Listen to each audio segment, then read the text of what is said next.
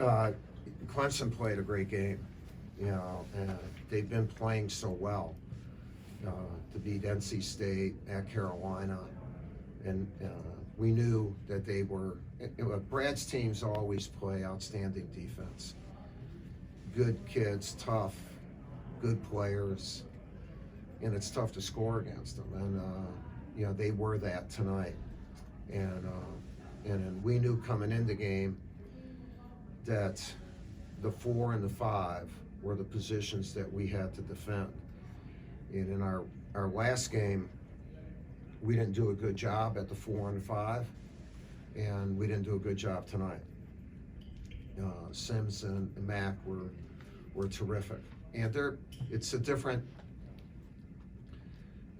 offense to defend.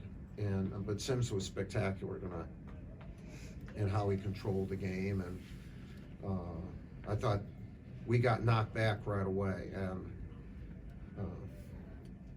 you know, our kids have to understand how hard it is to win, and we've been winning, and they've been terrific. But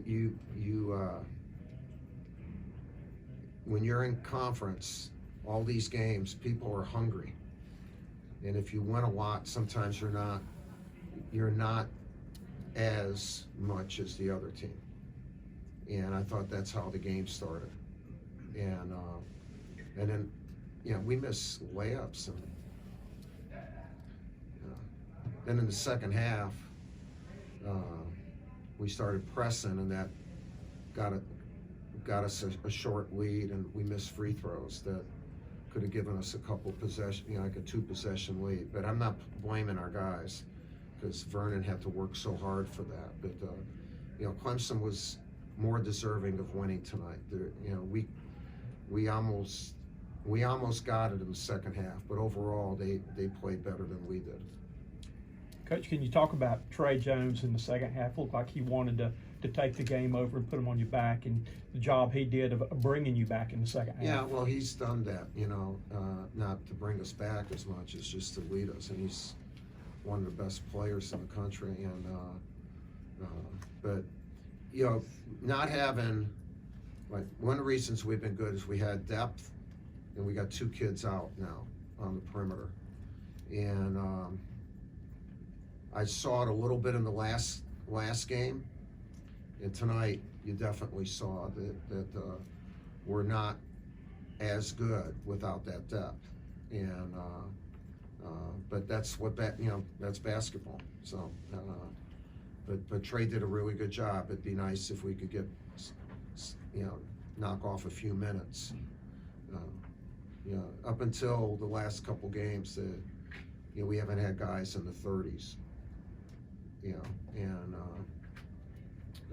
but things change, and you have to adapt how it's changing. Cassius was kind of hard on himself. He was talking to me about the 4 fouls.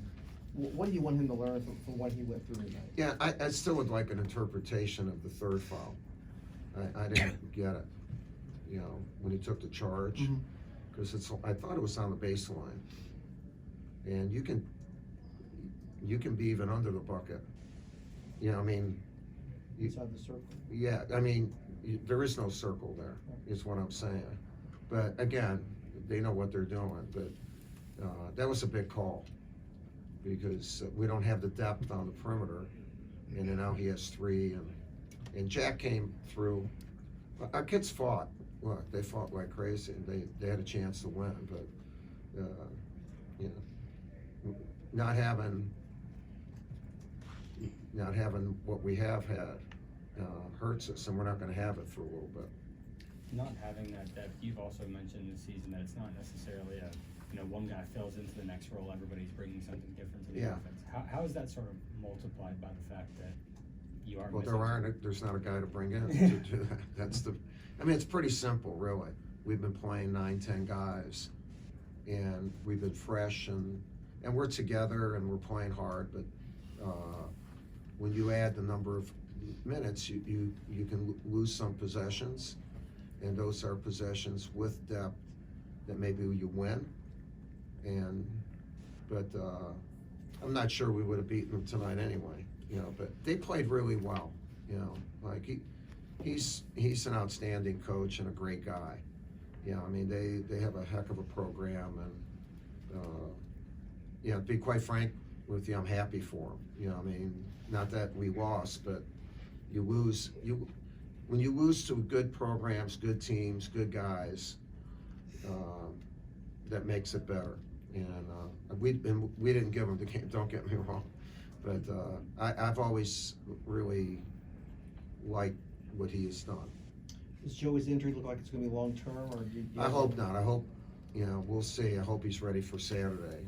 You know, he would have been, yeah, all these little things. Like his was a kind of freaky little accident, but you lose him for a game, and you know, it'd been nice to sub him for Jay Gold, or keep Jay Gold in and sub him for Trey. And again, that's how it's been. And tonight it was different, and you know, they've learned to play with their guys at excess minutes. You know, Brad has, because they've had to, and they did a good job. You have to give credit to Sims and Mack, especially. You know, tonight they were extremely good, extremely good. Can you talk about the league this year? Just, I mean, it's been crazy where anybody Yeah, I'm can not beat watching anybody. every game, so I'd rather not talk about the league. I'd just rather talk about Duke Okay. and Clemson. Coach, what happened with Matthew? Only played 15 minutes, only one foul. So, you know, why didn't you see Yeah, the he floor didn't as play much? well. I'm not blaming on him, but you know, the game. What do you think? You know, I mean, you know, look, we didn't lose because of one guy. We lose together. But the guys who are playing well are going to play. You got to be able to defend. You have to be able to defend, especially it's a different offense. Coach, you mentioned the second half. You had a couple runs there where I think you took a 1 or 2 point lead there. 3 point. Yes, sir. What were some things you feel like your guys are really doing well during Yeah, those we couple? played so hard. We forced turnovers, made big buckets, and you know, we had a chance with a couple finishes and free throws to get a 2-possession lead. We were never able to do that. I think that, and that keeps them in the game. And then they made big plays. I mean, the second half, it's a hell of a second half. You know, there's no question of it. Anything else for Coach? You got it? All right, thank you. Thank you.